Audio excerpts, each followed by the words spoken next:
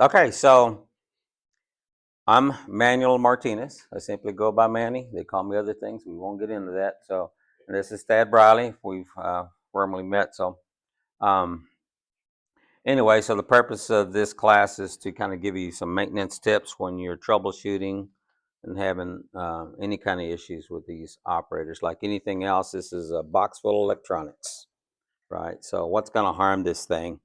This this this particular model is a 2800 series. It's also the same components that you're going to find in the 9500 series. So if you don't have one of these, that's okay. But you notice it's got two model numbers here. One's a surface mounted, one's overhead concealed. Same components. It doesn't matter what surface or concealed. So it goes in a U channel and it's facing down. So when you're looking at this device and you walk, this is going to be facing down. So you'll be looking up at these three. This is your three main components. There's lots of bells and whistles that's added to that. You got actuators, safety scanners, approach scanners, and then if you have electronic, either a strike or a magnet lock. I'm not sure, what do y'all use out here? Y'all use the ELs or the QELs? Okay, so there's not enough amperage in this control box to power two of these. You could probably do one, but you also have some different components depending what's on the door. So we always want to make sure we have enough power to lock to or unlock our doors. So now we have to add another component, which is your power supply. You're not always going to have this on a single opening. Probably not going to have a power supply. When you have a couple devices, you're probably going to have a power supply. Um, so I'm going to call your attention. I'm going to call your attention to the one page that we gave you cut out. Looks like this. It's figure 4-1. The installers don't always ground these properly. It's important that they're grounded. So on this bottom picture here, you have the 110. It's a quick connect. It's laying right over here somewhere. And the reason I threw all these wires out here, because you're going to probably look at this and it's going to be worse than this. So in terms of wiring, and so what I want to show you today, I have installers when they're installing equipment, they say, hey man, teach us a quick shortcut. How do we get this in there quick? No. It's your shortcut is to take your time, because there's no shortcut when you have to come back, make several trips to correct your hurried install. On this is your lucky day, because I'm going to show you a shortcut when you're troubleshooting. And my purpose of laying all these wires here was because when you open that cover, all these gobs of wires probably going to fall out, and they're going to be tucked in, and you got to sort.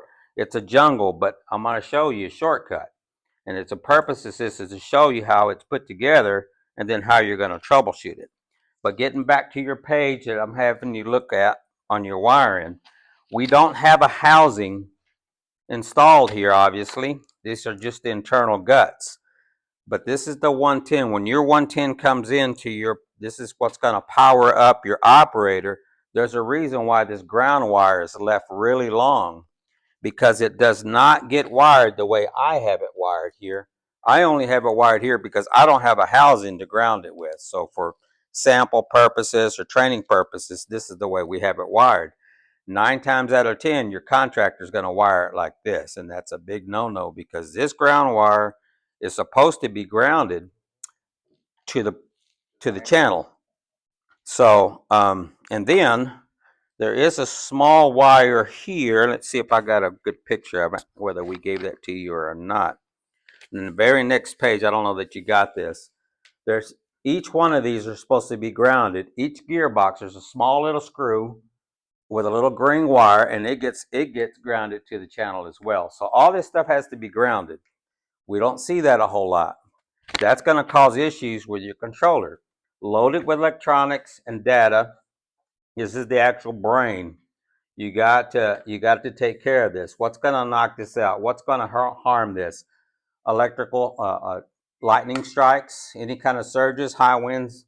Most buildings have surge protectors that will protect it. So Also, in the main most important, they should be on a dedicated 20 amp circuit breaker. A lot of times they don't do that. They'll share it with fluorescent lighting on a different circuit, and that's a big no-no. Any kind of surge here will lock this processor up, and I will show you how to troubleshoot that. There's some digital readouts here. We'll go over that. I don't know if I have this thing upside down or not, but so this controller is I'm going to call it a one zone, meaning that if I want, and for whatever reason we have customers who want this door to open faster than this one, we want this side to hold open a little bit longer, or we want only one door to open and not the other. We only use this one door. That's how we want it to work. And occasionally we want to use both. Well, for whatever reason they want it that way, we can't do that with one controller. So it is possible that maybe even here that you're going to have two controllers in your header if this isn't complicated already. Because the two, if you got a pair, are going to feed off the one setting that you have here. If you want them to operate independently, then you have to add another controller. So just wanted to touch on that. So we've always referred to one as the master unit and the slave unit. The slave's going to do whatever the master tells it to do. So, and this is how it goes. So we main thing, you're not going to get into this portion of it in terms of installing. You're going to come in after the fact, but I want to show you how these things get put together. Right off the controller, and you can pass that around if you need to look at it. You got to power it up. You got to plug in the TV, right? You got to plug it in. This is your 110, and then it gets plugged in from your 110 from your electrician. We're not going to plug it in just yet. Okay, we're going to leave this alone. So we're ready to go. Now we want to go with we're going to call the right side, you're right, the master unit. I think that's right. Now, we only have one lead coming off the control box. How do we add the slave unit? Really simple. Companion. We got a companion to the master there. So when you see this different color coding, you know it's a companion cable, and then it gets plugged right into the controller, which is going to be a connection right here. Yeah, I don't know if we actually spell that out right there. So now I got them both plugged in, and I might be, yeah, there it is. So now we got us a pair. All right, so how are we going to unlock the device? How are we going to activate it? I don't know which copies y'all have, but did y'all get? I can give y'all one of these. Stop me at any time if you got a question, if I'm skipping something. First of all, you got your senior swing.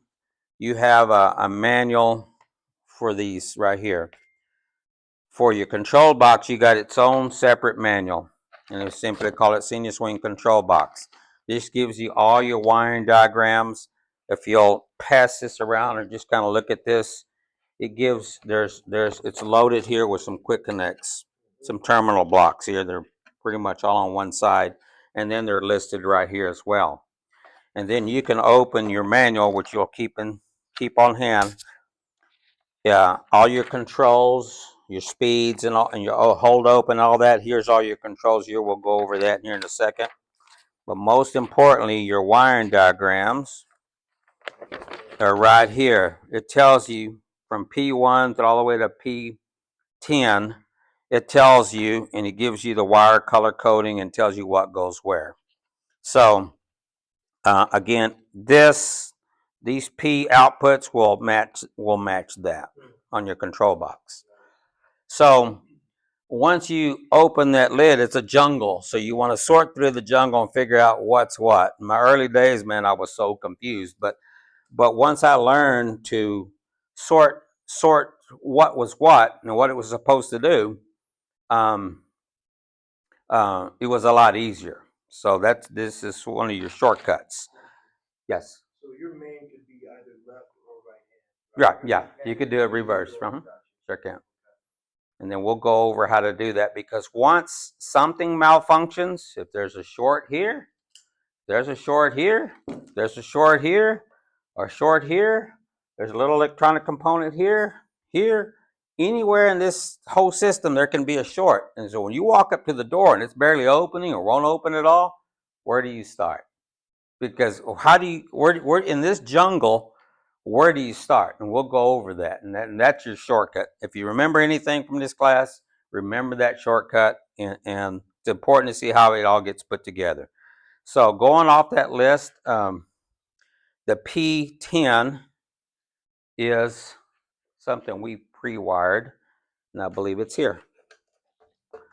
That's your P10 cable. I don't know if you want to follow along if you have that sheet. It's kind of a conductor. This is what's going to either power up a magnet or power up a strike or send a dry contact signal to my power supply to activate my QEL there. So it's a P10. I've already got it pre-wired. Again, I could go over it with you if you have any. So I'm going to find my P10 here. And then it's somewhere. Where is my P? Next to the retrofit and the safety P4. That's pretty cool. Next to what? P4? It's between P4 and P8. So I find it here.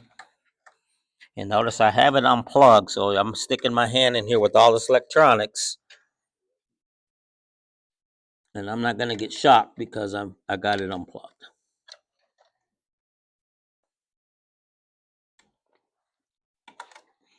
Well, plug it in, Manny. Why do I have fat fingers today?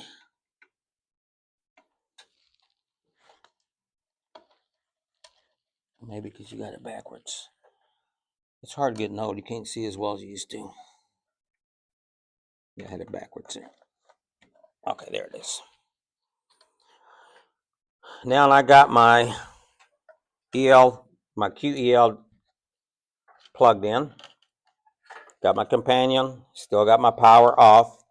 How am I going to activate it? Well, I got to add an actuator. This is where are my actuators? I just happen to know this, but you're going to look down here and you're going to say P5 and P7 activate, initiates a door opening cycle.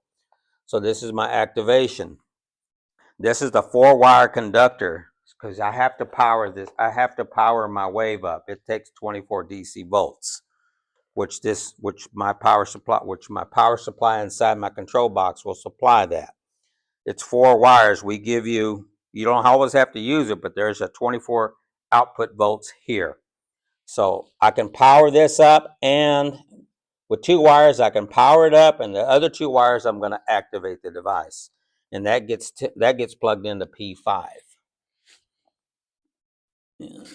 Or P6, I'm sorry. I misspoke there. It's P6. Okay. And then so this is my wave, but inside the lady wants a counter. She wants it under the button counter on the other side where she can activate the doors if she sees a delivery guy. This is we sell these. You can have these on your key ring, so it won't have the wires. All it is a transmitter, and it talks to the receiver. They're linked up together, and I just put these together. I mean, there's anything can be an actuator, right? You can have a card reader that's wired up to activate. You can use a remote or a button, which is what's most common. So, and it could be anything can be an actuator. You saw earlier where I just touched 2 wires and it activated. So anything can be an actuator. It's just depending what you're after. This one here works off a 9-volt battery, and they usually put these in the housings of an actuator, and these two get plugged up to an actuator so that when you touch it, it gives contact, and it works the same way, just like a remote. This is what this little funky thing is, but you don't really see these because they're packed in a box behind the button. You push that button, activates your device. So what I did here, I wired it up. That's the transmitter, and then I hooked it up to the receiver. This gets put up in the header. So normally I wouldn't have a wire this long. Contractors will do that. They'll plug this in, and then they'll have these wires all jumbled up in the thing. That's unnecessary. Give me a six-inch lead. Obviously, you want to keep your quick connect. Give me a 6-inch lead. Leave it up in the header. There's no reason to leave all that in there. Just adds to your confusion because, again, you pull that cover off, all these wires are going to be, I mean, you should see when we're troubleshooting these things, I got wires hanging out everywhere. It's like it's unnecessary.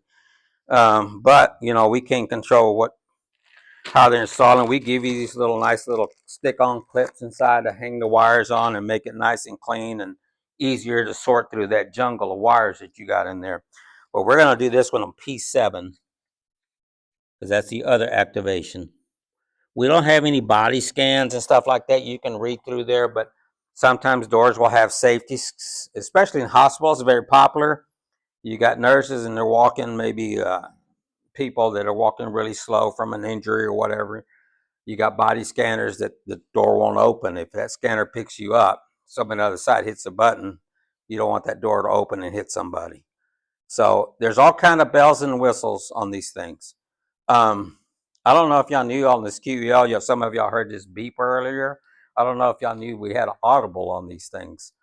Um, Everybody likes the QEL, but some, like a receptionist, they're not too pleased with it because somebody walks in, they don't hear the original EL was a solenoid driven, and it gave you a nice little clunk. I don't know if you've ever seen those. It was magnetizing, and people just look up to see, oh, Don's coming in, right? Now this is so quiet. Don's already standing. She looks up and she gets spooked. So she doesn't like that. So there's an audible here that gives you a little beep to let you know, hey, somebody just walked in, and they look up and they say, oh, okay, it's a friendly, right? So we got everything hooked up here. We spared you the agony of watching us hook it all up, but you know, we're gonna plug this in and hope that something don't blow up here. So this is I'm gonna power my controller up, and then I'm going to power up my power supply. And if we did it right, we'll go over the settings here in a minute. And if we did it right, I can either wave, if anybody wants to wave their hand over that actuator, and we're gonna keep you might get a little closer, and you're gonna see these turn. What you don't want, and you might see this out there, what we don't want these activated before your panic device is unlocked. What's going to happen is that the doors start opening and this isn't unlocked yet. And then it's going to go, boom, then it's going to open up, if it even opens the door. So we have a built-in delay in your controller to delay the activation of the operators here, because we want to give this time to unlock first so the doors open nice and smoothly. So there's a setting here for that. This is an age-old problem in the industry where you've had a lot of automatic door operators trying to open the door before the strike or the magnet or the panic devices unlock the door. And it's gonna cause a lot of unnecessary wear on your panic and the strike, and then it's not a smooth operation. So go ahead. What's the default setting on the delay that comes back? Is it like 3 seconds, 2 seconds, something like that? I don't know that there is a default delay. So meaning it's built in, we cannot adjust that. Yeah, on the whole, are you talking about the hold open or the delay itself? Yeah, it's right here in your manual. It's right here. It's going to be on page. Yeah, you could set it. I don't know it off the top of my head. I was just curious. When the first model of this had AC voltage out, but but in the industry, everybody is pretty much using DC. So we revised it. We revised this unit. You're not going to see any of those. So it would match more of the components that people are using. Senior swing. Where's my control? It's over there. That's why I can't find it. This is a really important page right here. This gives you all the settings right here. And so if we're talking delay, electric lock is what we're looking at. And it'll give you an EL right here. I'll show you how to do that.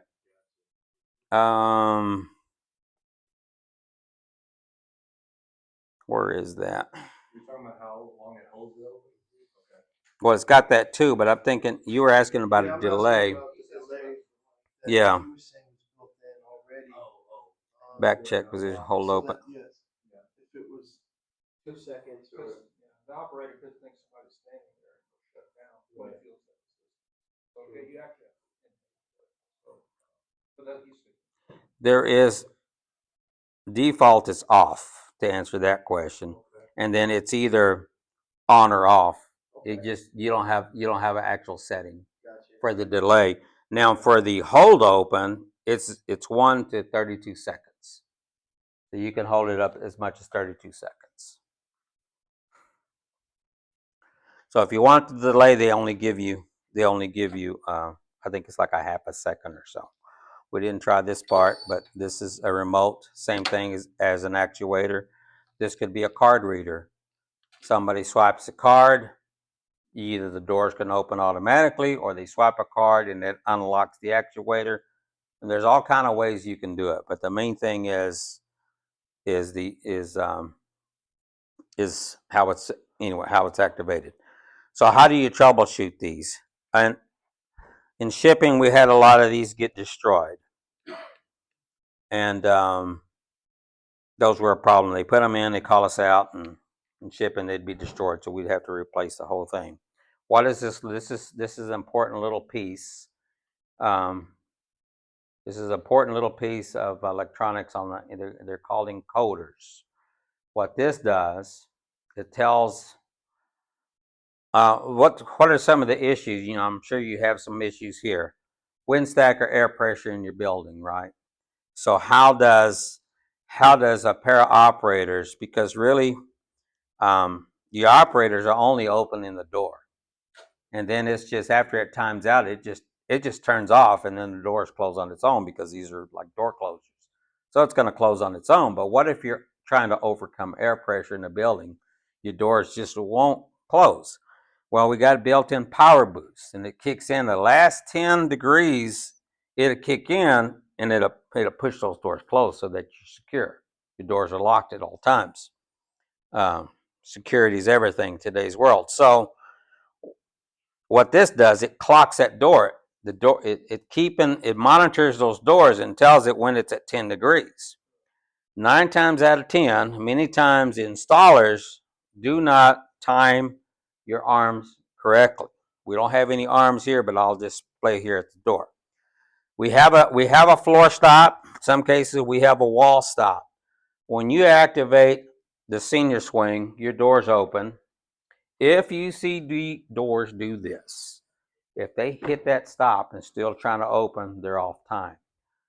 On these operators, you never want to rely on a wall stop or a floor stop to stop the door. Those operators need to stop before they hit that.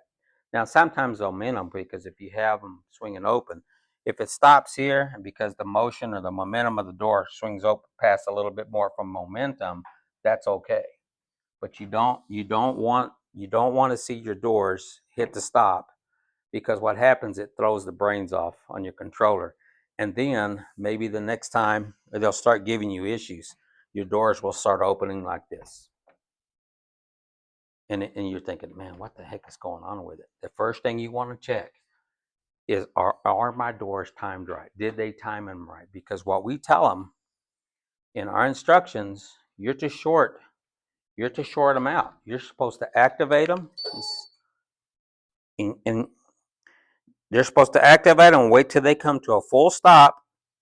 They hold the door open at 90 degrees, not up against the wall, just short of the stop. They're supposed to hold them, and then they mount the arm right there. There's a little gear right here where they can back it up or move it forward. But that, and lots of times they don't do that. I mentioned when you see that happening, again, lightning strikes would be the most common if your building's not protected from surges. No surge protectors in the building. White Settlement were notorious. They had a high school over there. They were notorious for lightning strikes. I don't know what it was about that campus. But anytime lightning strikes, it would knock out fire alarm boards, it'd burn up our power supplies. They told me they would spend anywhere from $40,000 to $50,000 to replace all the burnt up electronics from lightning strikes. So that's most common, and shorts will cause that. So where do you start? Your doors are opening 10 degrees and they're shutting. Something isn't right. Here's your shortcut. You go, and hopefully your electricians, I have seen these hardwired. In other words, they'll cut this off, and they'll hardwire it. And your connections will look like that. That's a big no-no, because what do you have to do now? You have to undo the wiring. You don't need you need an electrician if you're not a high voltage guy. But Manny's going to go up there and just unplug it. And now I can safely work on this thing. And what I'm going to do, again, your door's only opening 10 degrees and it's closing, or maybe it's not working at all. So where do you start? You got this whole complex of wiring, and you got, 1, 2, 3, 4, 5, and then you got your actuators. So you got 5 or 6 components. Where do you start? You start the way it was installed. You plug everything. Just unplug everything. And again, this is why it's important to know. Okay, this is plugged in. That's unplugged. That's unplugged. Because you don't know where your short is, right? When they're pulling wires, sometimes the actuator can be way down the hall. And if it's hardwired, they got it running through the ceiling. And when they're pulling wire, up in the ceiling and it's scraping a corner, it's going around a corner, it shaves that jacket off, and sometimes it causes a short. And so that's left up because they didn't see it. So what you want to do, did I unplug everything? I'm going to unplug the power. Well, I unplugged the operator. I'm going to plug. Okay, so everything's unplugged, right? This is where you start. You take one component at a time. You say, is this encoder? Did some electronics in here burn up? I don't know. Let's see. So I'm going to come over here and I'm going to plug up one operator, only one operator. I said, okay, let's see if this thing works. That's how we're going to test it. Now, I'm going to plug it up.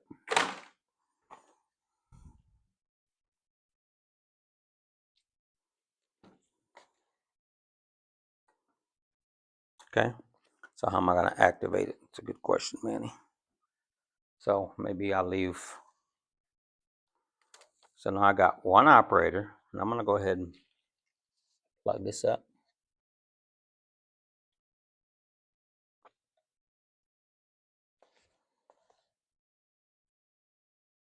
Hopefully you got better eyes than I do, so you'll be faster at it. So I'm going to activate. It's working just fine. I got it to work, right?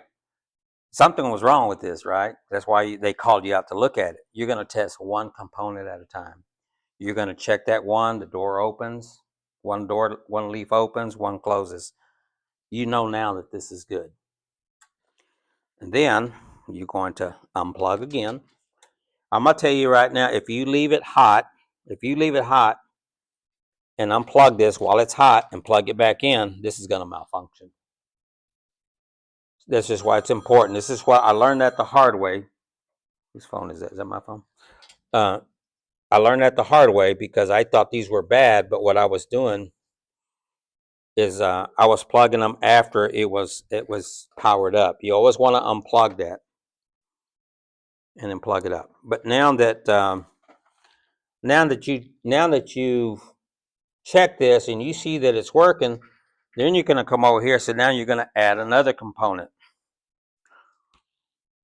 And what you could do in this case, because I know that every now and then these will come out and either somebody at the factory puts the wrong color in the wrong spot. So to eliminate this for now, you're going to unplug it here, just like somebody said earlier. You can make any one your master unit, and then you're going to test this one. You're going to say, is this the problem? Is this operator good? You're going to do it one component at a time. You're going to plug this back up. Somebody want to wave there. You're going to activate it.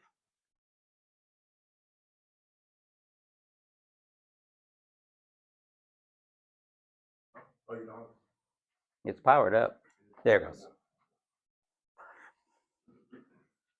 Also, like those doggone restroom faucets that never work. So now you tested that one, but see, you isolated that. So now we're going to say, okay, now I know my operators are good. So now I'm going to add another component. I did this at a hospital. They guys struggled with it, and I said, well, I'm not going to troubleshoot it until you ground it properly. So he grounded it.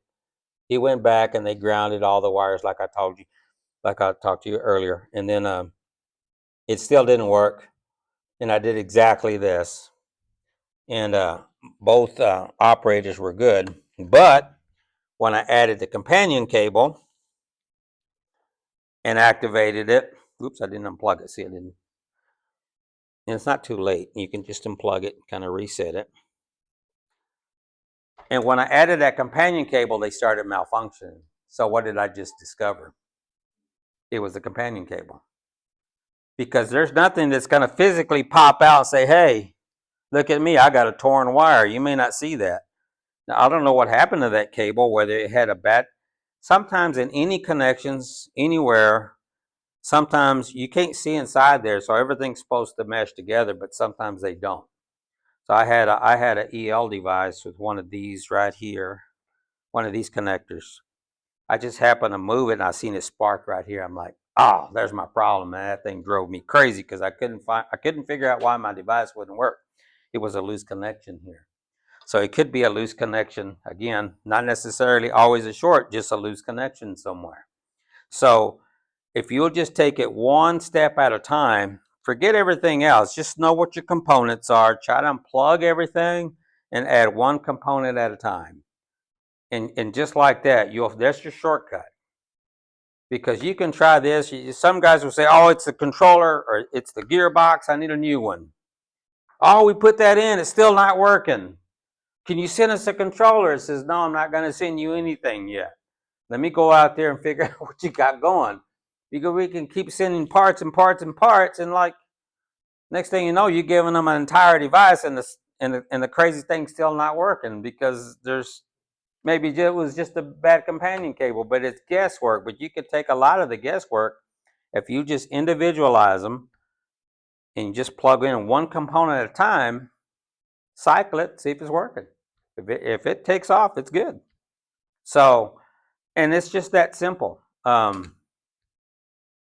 Any questions? Okay, so we can start here. Um, how do you make your adjustments here? You can any one of these buttons here. You just hold them down, and then it lights up for you. If you just let it sit for a minute, I forget how long it times out. It'll go back to blank here in a minute if you don't do anything with it. But this is your up and down right here. Right now it's on all five, your opening speed.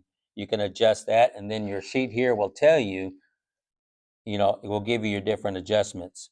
The next one is your back check speed. And you just scroll down. And then let's say the hold open is always your most common. People want to hold it open.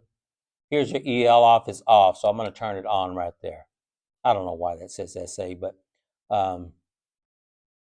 You turned it on, and then you just keep scrolling. It's just scrolling down. Power boost. Here's your power boost. It's P6. Oh, that was it right there. P6. You can turn it on. You can turn it up if you want. There's power boost. You can hear it. And then where's my hold open? Which one is that one? Hold open delay HD. Okay.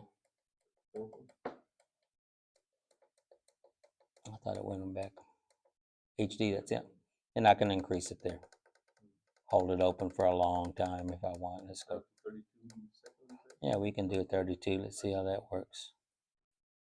Okay, and then we'll just let that. I don't know if it's going to work right now when it's in program. I think it does. Yeah. So these are going to hold open.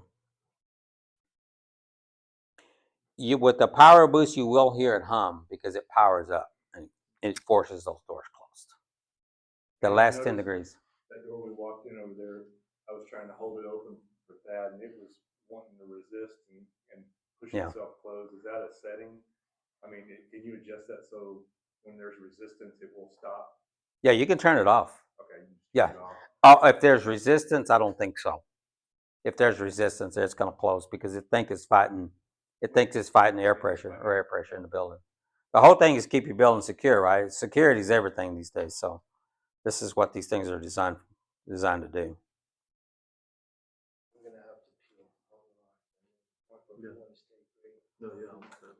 But that's it in a nutshell. I mean, we could keep digging into that, and you can just play with this. You know, if you So, going back, so when you're using one controller, it'll basically do, both fields will do the same, basically, right? Yeah. So for you to,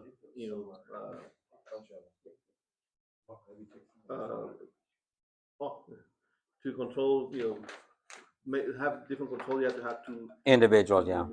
For some reasons, sometimes they want the right. Like there's some there's a warehouse. They're using them in a warehouse where they're pulling materials and like a wheel call counter, and they don't need both doors open at all time. They just want one. But when they get a shipment, they want to hold them both open. So you have to use two controllers at that point, and then maybe they got a switch on for the other door where they just unlock it and then they open both doors, something like that. I mean, for whatever reason, that's you have to do two controllers if you want them to work independently, doing something different. Because there's only one brain, and then that one brain tells them what to do. It can only give out one command. It's not like think of it as a one. It's just a one zoner. It's not two zones. It's one. Manny, if they get the new version